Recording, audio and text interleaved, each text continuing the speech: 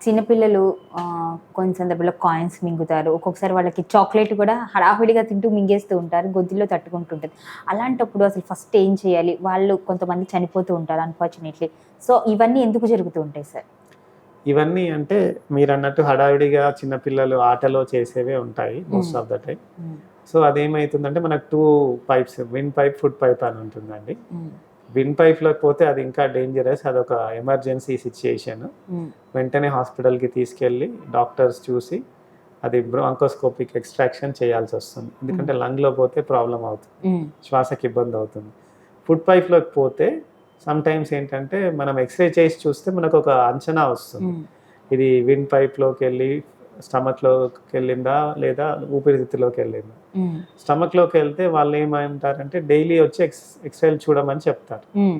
ఎక్స్‌రేలు చూస్తూ అది కాయిన్ కిందికి స్లైడ్ అవుతుందా? లేదా? హ్మ్.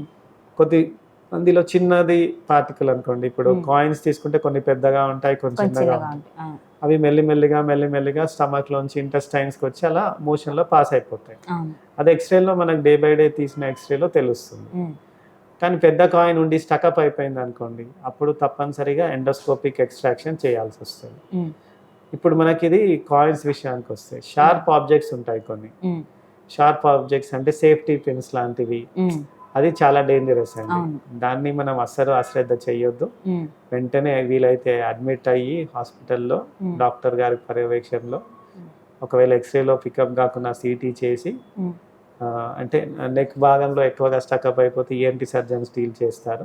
హ్మ్. లేదా లంగ్స్‌లోకెళ్తే పల్మనాలజిస్ట్, స్టమక్‌లోకెళ్తే హ్మ్. ఆయా స్పెషాలిటీస్ వాళ్ళు గ్యాస్ట్రోఎంట్రాలజిస్ట్ వాళ్ళు తీయాలి. హ్మ్. తీయకుంటే మళ్ళది ఇన్ఫెక్షన్‌కి దారి తీసే అవకాశం ఉంటుంది. హ్మ్.